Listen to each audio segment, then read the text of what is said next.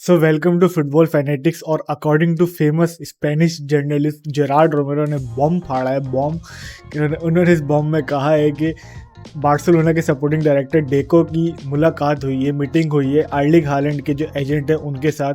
और जो उन्होंने डिस्कस करा है कि एर्लिंग हालैंड को बार्सिलोना किस तरह से पॉसिबल हो सकता है। तो ये तकरीबन 3 घंटे लंबी मीटिंग हुई है बार्सिलोना के किसी होटल के अंदर। और जो है जेरार्ड रोमेरो ने उसकी पूरी वीडियो बनाई है। उनके एजेंट की एर्लिंग हालैंड को बार्सिलोना के सपोर्टिंग डायरेक्टर डेको की मुलाकात हुई है दोनों की। और जो है उनके मीटिंग के अंदर 3 घंटे की बात हुई है टोटल। और जो है इसके अंदर और भी प्लेयर डिस्कस हुए हैं कि जैसे डिलीट वगैरह जो हैं, और भी इनके जो एर्लिंग हालैंड के जो अपना एजेंट है उनके बहुत सारे प्लेयर्स को रिप्रेजेंट करते हैं। लेकिन जो मेन टॉपिक था उस मीटिंग के अंदर वो था एर्लिंग हालैंड का। और जो है काफ़ी ज़्यादा र्यूमर्स पहले भी आए थे एर्लिंग हालैंड के बार्सिलोना ज्वाइन करने के, जब लापोर्टा ने ज्वाइन करा था बार्सिलोना को। और एक कहा जाता है कि एर्लिंग हालैंड को लाना एक लापोर्टा का एक ड्रीम है कि वो बार्सिलोना को चाहते हैं कि इस तरह का एक प्लेयर साइन किया जाए। और बार्सिलोना को ऑफकोर्स ज़रूरत भी है एक नंबर 9 की, क्योंकि लेवेंडोव्स्की की उस तरह से फॉर्म नहीं है, उस तरह से वो प्लेयर उस तरह से दिखा नहीं पा रहे जो उनसे एक्सपेक्टेशन थी इस सीज़न खास तौर पे। तो ऐसा हो सकता है कि नेक्स्ट सीज़न जो बार्सिलोना किसी स्ट्राइकर से उनको रिप्लेस करे। अगर अगर अगर अगर बार्सिलोना के पास पैसे हो जाएं किसी तरह। लेकिन वही बात है, पैसे तो इस वक्त है नहीं। किस तरह से एर्लिंग हालैंड का बार्सिलोना सोच सकता है और मीडिया किस तरह से लिंकअप कर सकता है, मेरी तो समझ से बालातर है ये बात कि किस तरह एर्लिंग हालैंड के साथ र्यूमर्स लगा रहे हैं। और एर्लिंग हालैंड के जो रिप्रेजेंटेटिव्स हैं वो किस तरह से बार्सिलोना के साथ मीटिंग्स कर रहे हैं उनको साइन करने के लिए, क्योंकि बार्सिलोना के पास पैसे तो बिल्कुल भी नहीं है। लेकिन लेट्स सी क्या होता है।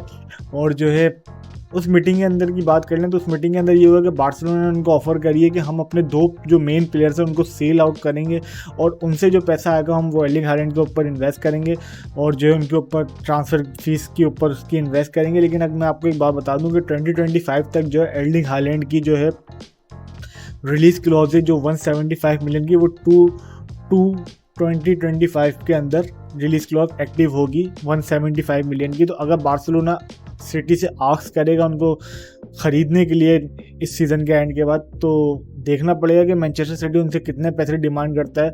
तो मुझे तो ऐसा फील होता है। और जो उनकी ट्रांसफ़र वैल्यू वो 200 प्लस तो बिल्कुल आराम से होगी, क्योंकि एर्लिंग हालैंड बिल्कुल यंग है। और जो है जिस तरह उनका सीज़न गया, जिस तरह से वो बैलून डी'ओर के कैंडिडेट थे, और जो है जिस तरह फीफा दी बेस्ट हर जगह वो लड़ रहे हैं, चैंपियंस लीग जीते हैं और बिल्कुल मेन पार्ट थे मैनचेस्टर सिटी को ट्रिपल जिताने के लिए।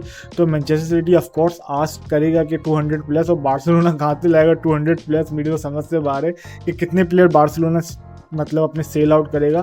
और एर्लिंग हालैंड तो ऑफकोर्स किलियन एम्बाप्पे तो है नहीं, क्योंकि किलियन एम्बाप्पे ने रियल मैड्रिड ने किलियन एम्बाप्पे को साइन करा है। तो उसी की मतलब लापोर्टा भी चाहेंगे कि उसी लेवल का उसी कैलिबर का प्लेयर जो है मैं बार्सिलोना के अंदर लेकर आऊँ Erling Haaland. But of course Kylian Mbappe different player है, एर्लिंग हालैंड डिफरेंट प्लेयर है। अब बात कहीं और निकल रही है, लेकिन मतलब ये है कि कहने का कि दोनों डिफरेंट प्लेयर हैं। अगर एर्लिंग हालैंड को प्रॉपर टीम देंगे तो वो जो है थ्राइव करेंगे, उसी सेटअप के अंदर वो परफॉर्म करेंगे। सिर्फ अगर हम एर्लिंग हालैंड को ले आए और अपने 2-3 मेन प्लेयर्स को सेल आउट कर दें और फिर हमारी टीम उतनी स्ट्रांग ना हो, तो एर्लिंग हालैंड को लाने का कोई फ़ायदा नहीं होगा। कहने का सिर्फ मतलब ये है, हालैंड अगर आप एम्बाप्पे को साइन करते हैं उसकी जगह पे, तो एम्बाप्पे से ये है कि अगर आप अपना 1 से 2 मेन प्लेयर सेल आउट भी कर देते तो आपके पास ये है कि किलियन एम्बाप्पे का वो क्रिएटिविटी और वो स्पीड और वो गोल स्कोरिंग एक अलग डिफरेंट प्लेयर हैं। वो बॉल ले जा सकते हैं आगे। एर्लिंग हालैंड के अंदर वो क्वालिटीज़ नहीं है जो क्या नाम है किलियन एम्बाप्पे के अंदर हैं।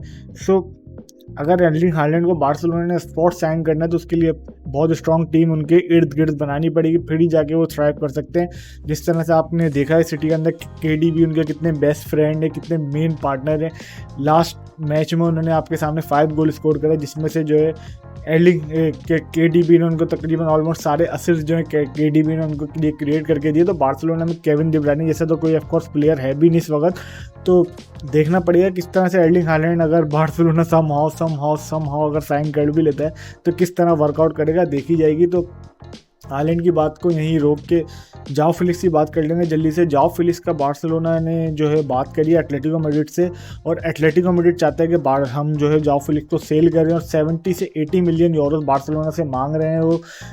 जाओ फिलिक्स के एटलेटिको मैड्रिड वाले और बार्सिलोना ने क्लियरली कह दिया कि हमारे पास बिल्कुल भी कोई पैसे नहीं है इसको खरीदने के लिए, तो अगर आप जो है सेकंड सीज़न हमें लोन का अप्रूव करते हो तो हम एटलीस्ट उसको जाओ फिलिक्स को दोबारा से हम लोन पे ले सकते हैं, लेकिन ओनली लोन पे 70-80 मिलियन हमारे पास नहीं है अभी देने के लिए। और जो है शावी के रूमर्स ये हैं कि भाई शावी का समझ से बाहर है कि बार्सिलोना किस तरह से क्या चल रहा है, समझ से मेरी बालातर है, क्योंकि शावी ने अभी जो है आज से 1 महीने पहले अनाउंस करा था कि मैं बार्सिलोना छोड़ के जा रहा हूँ। अब र्यूमर्स ऐसे आ रहे हैं कि बार्सिलोना चाहता है कि अगर शावी स्टे करना चाहे तो शावी स्टे कर सकते हैं। बार्सिलोना उनकी परफॉर्मेंसेस से बिल्कुल सेटिस्फाई है, उनकी जिस तरह वो टीम को लेके चल रहे हैं, तो बार्सिलोना चाहता है कि अगर एक सीज़न शावी और रुक जाए तो बेटर होगा बार्सिलोना की टीम के लिए और बार्सिलोना क्लब के लिए, क्योंकि बार्सिलोना की आपको पता है फाइनेंशियली सिचुएशन इतनी अच्छी है नहीं, और अगर बार्सिलोना किसी भी टॉप कोच को साइन करने के लिए जाएगा तो जाहिर सी बात है उसकी वेजेस वगैरह सब कुछ चीज़ें देखनी पड़ेंगी।